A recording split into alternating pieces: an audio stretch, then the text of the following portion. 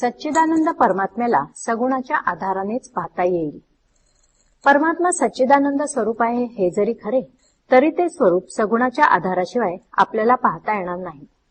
आपण भगवंताला सगुणात पाहावे, तेव्हाच त्याच्या विभूतीचे आपल्याला आकलन होईल। म्हणूनच समर्थांनी निर्गुण ओळखून सगुणात राहावे असे म्हटले आहे।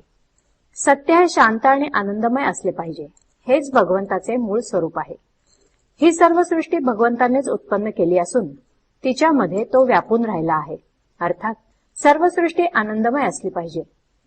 मी मूळ परमात्मा स्वरूप असूनही त्याचा विसर पडल्यामुळे सृष्टी आनंदमय असूनही ती तशी दिसत नाही, हा भ्रम आहे।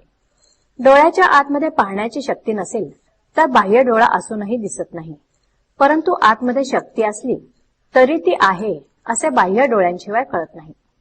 त्याचप्रमाणे सगुण आणि निर्गुण यांचा संबंध आहे।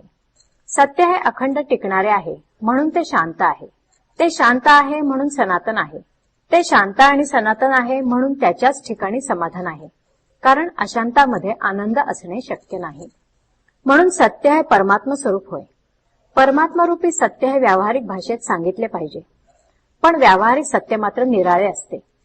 ही सृष्टी भगवंताने निर्माण केली आहे, म्हणून तिच्यामध्ये सर्व ठिकाणी भगवंताचे अस्तित्व असले पाहिजे। याचा अर्थ असा की प्रत्येकामध्ये भगवंताच्या अस्तित्वाची जाणीव करून देणारा असा एक गुण आहे। हा गुण म्हणजे जगण्याची हौस होय। सर्वांना शांती मिळावी हाच भगवंताचा हेतू आहे। ही शांती परिस्थितीवर अवलंबून नाही। शांती एकपणात आहे, द्वैतात नाही। एकामध्ये ज्याचे मन गुंतले, ज्याने आपले मन भगवंताकडे ठेवले, त्यालाच शांतीचा लाभ होतो, मग त्याची इतर परिस्थिती कशीही असो।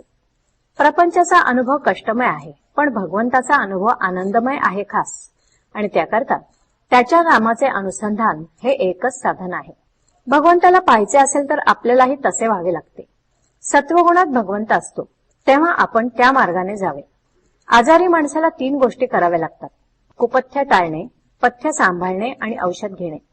त्याचप्रमाणे भवरोग्यालाही 3 गोष्टी कराव्या लागतात: मुख्य ध्येय परमात्मा प्राप्ती, त्याच्या आड जे येईल ते कुपथ्य, दुस्संगती, अनाचार, अधर्माचरण, मिथ्या भाषण, द्वेष, मत्सर वगैरे, त्याचा त्याग करावा। परमात्मा प्राप्तीला जे सहाय्यक पोषक सत्संगती, सद्विचार, सद्ग्रंथ वाचन आणि सदाचार ते पथ्य, ते सांभाळावे, आणि अखंड नामस्मरण करणे हेच औषध सेवन होय। आनंदरूप परमात्मा मिळवण्यासाठी सगुणोपासना पाहिजे।